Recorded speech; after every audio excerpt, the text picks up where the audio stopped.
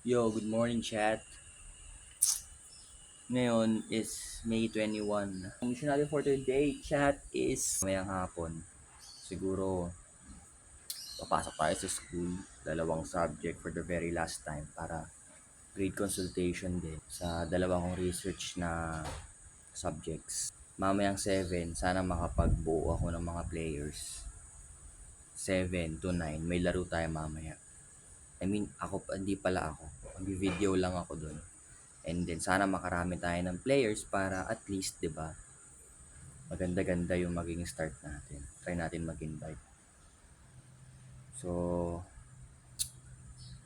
sana mamaya makumpleto yung mga iniimbitahan natin.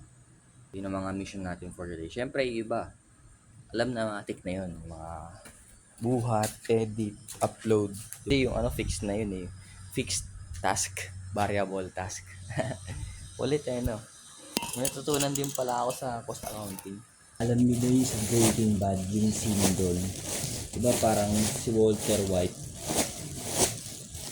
merong scene sila doon sa basement. Si Crazy 8 tsaka si Walter White. Diba parang meron doon scene na sa plato. Nabasag ni Crazy 8 yung plato, diba? Ganyan, kunyari plato yan. Nabasag niya, ganyan. Naaawa pa si Walter White nung una. Tinignan niya yung basurahan. Parang hindi ko alam kung ano yung naging lead sa kanya yun. Bakit niya tinignan yung basurahan. Trinay niyang buuin ulit yung plato. Trinay niya. Nagkataon, nagkulang ng isang piraso, ng isang shard. Nagkulang siya. Doon niya nalaman na naka Crazy 8 yung isang ganito. Kaya pinatay niya yung si Crazy 8. Parang sinakal niya ata yun. Tapos, nung binubuo niya na sa basurahan, ewan ko kung bakit niya naisipan niya na kunin sa basurahan yung nabasag na plato eh. Nung binubuo niya na, kulang yung sa gitna. Ang galing. Walter White scene. Breaking Bad. Search niyo yun, ang kulit yun. Meron ako dati na parang net girl siya, no? Mahilig din siya sa Breaking Bad, sa Better Call Saul. Mahilig din siya. Parang nakalimutan niya na kasi natapos yung Breaking Bad. Tapos nakalimutan niya daw kung ano yung pangalan din ng partner ni Walter White, sabi niya sa akin. Sino? Si Jesse? Pink Jessman na pagbaliktad niya. Pink Jessman ako. Yo, mabilisang punas lang. Baga to, parang tanggal alikabok lang. Parang pinakaganon lang ang pinaka-perfect.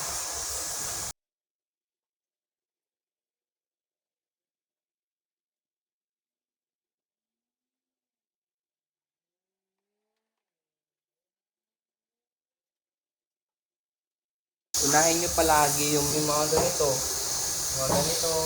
Yung salamin. Huling-huli, gulong. Yo, sabi nga nila, ang sasakyan, extension ng kwarto mo yan. Or let's say, extension ng bahay mo yan. Kapag marumi sasakyan mo, malamang sa malamang, asahan mo na hindi ganong kalinis yung tao. Para sa pagdadamit din yun eh. Yung pagdadamit, extension ng personality mo yun.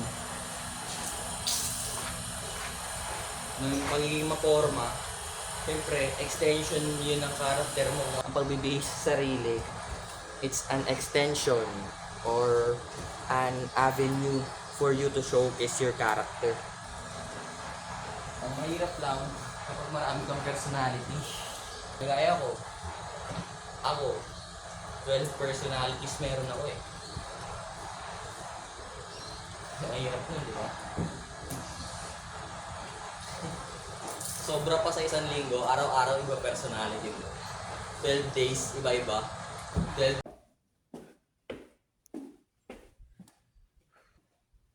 Yo, pasok muna tayo. Medyo nahihila ko ngayon. Pero okay lang yan. Tapos, siguro mamaya, pag-uwi lang tayo sa grocery para mamili ng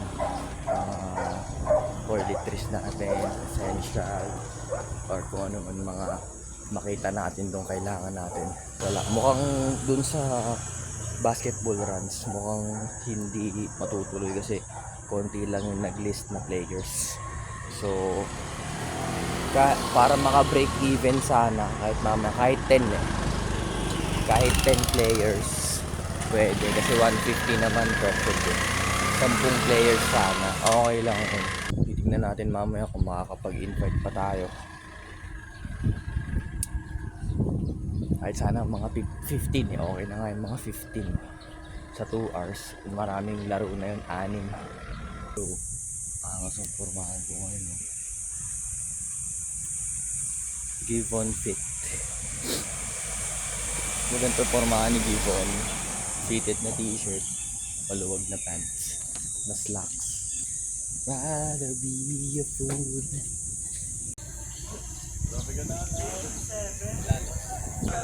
Yun ako sa school ngayon, yo. Last day na to, last day. Tapos titignan natin mamaya kung makakasali tayo dun sa na tawag dito. Sa parang amazing race na activity nung department namin. Magtitrip lang kami dun ng tropa, pagtitripan lang namin. Kasi kengkuyan lang, kengkuyan. Gagawin ako mamaya. Ay, may laro nga pala, no? Mukhang hindi tuloy, konti lang sign up eh. Iniisip ko din, paano ko lalagay sa stories ko yung mga long format ko na content. Teka, upo muna tayo dito. Malalagay sa stories ko yung mga long format ko na content. So siguro sa tingin ko, kukunin ko yung mga makukulit dun. Tapos, iano ko na lang, ano, full video on YouTube. Sige, tingnan natin mamaya kung parang mangyayari. Parang kakaiba na yung pakiramdam nitong school na parang sanay ka na, alam mo yun. Dati, yung pakiramdam pa nila pag pumapasok ka, ibang iba yung pakiramdam. May gawa lang syempre, bago ka pa eh, di ba? Bago ka pang nag-aaral, bago ka pa sa mga tao dito, hindi ka pa sanay. Yung tangin ang kulit na sa pakiramdam, parang umbaga sa ano eh, wala na ako, sanay na ako sa mga tao dito, sama-sama na ako sa mga tao dito. Parang ganun ba? Iniisip ko, pinag-iisipan ko pa paano ko maipopost sa stories yung mga short format ko na, ay mga long format ko na content. Medyo stopball ako ngayon dito. Marami akong iniisip. Tangay. So, pinatid tayo ng tropa dito sa Madison. Then, bibili tayo ng mga kailangan natin. Ano? Bili muna tayo.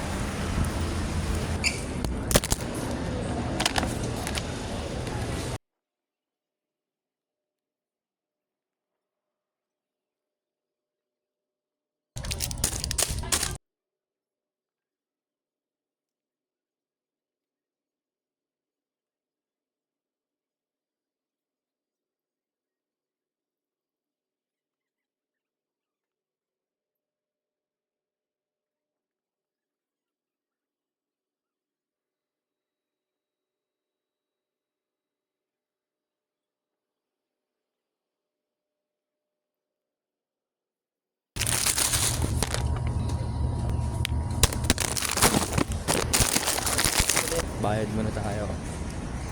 Let's pay. Pauwi na tayo. Nakabi na rin tayo ng mga kailangan natin. Ang buhok ko, haba na, no? So, si Tats. Yo, shoutout sa'yo, Tats.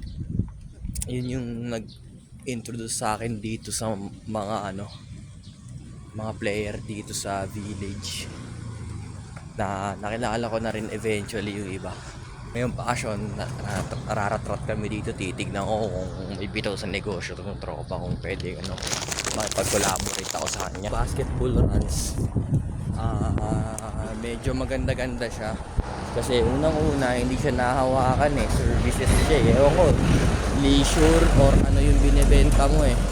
At the same time, habang kumikita ka, natututo ka rin makisama sa mga tao, natututo ka mag-interact sa ibang tao. Sa akin, napakagandang opportunity niya.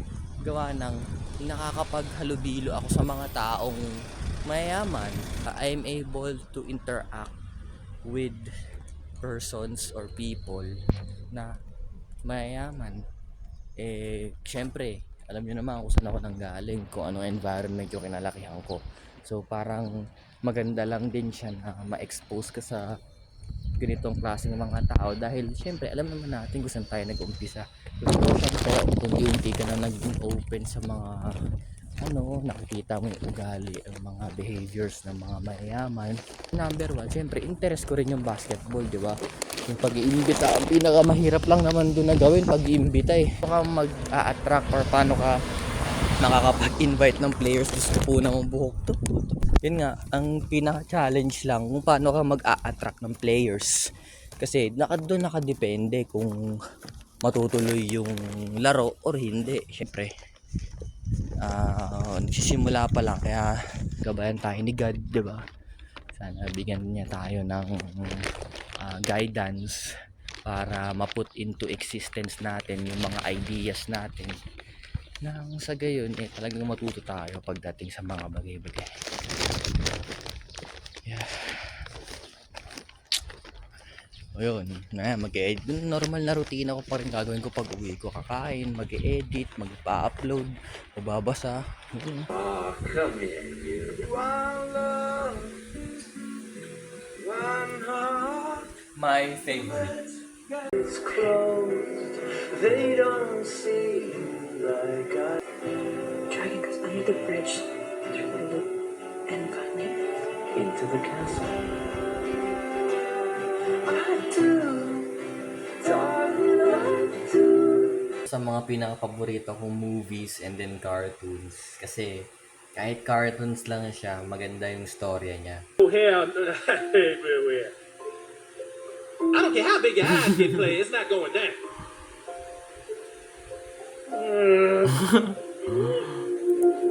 Donkey tas dragon pinagsama.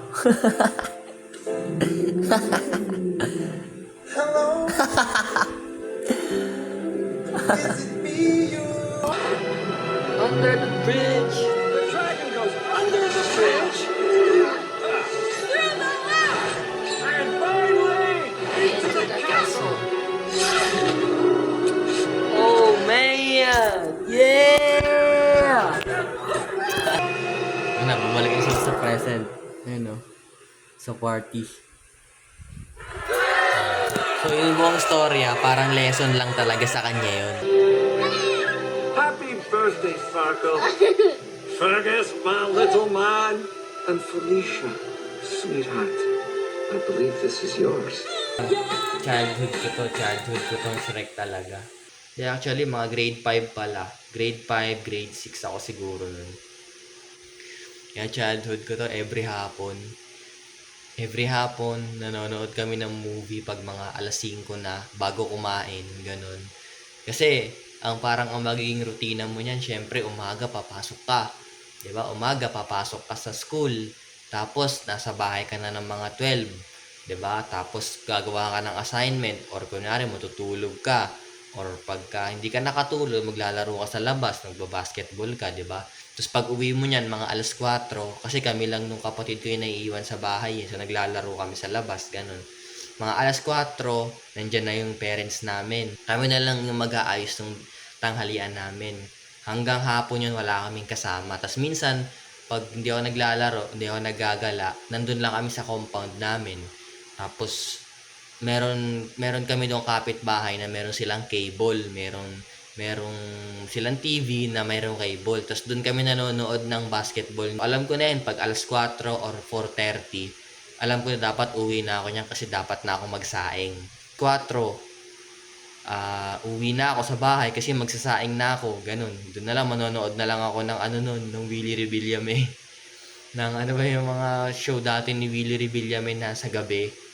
Yun, nanonood na lang ako. Hihintayin kong dumating yung mami ko tsaka yung daddy ko. Hihintayin ko sila dumating. Pagdating nila doon, may dala na silang pagkain. Nakapamalengke na sila or ano. Pero pag wala, lalabas pa kami. Bibili kami sa mga grocery ng mga mabibili isang pagkain lang na lulutuin. Pero so, bibili pa kami.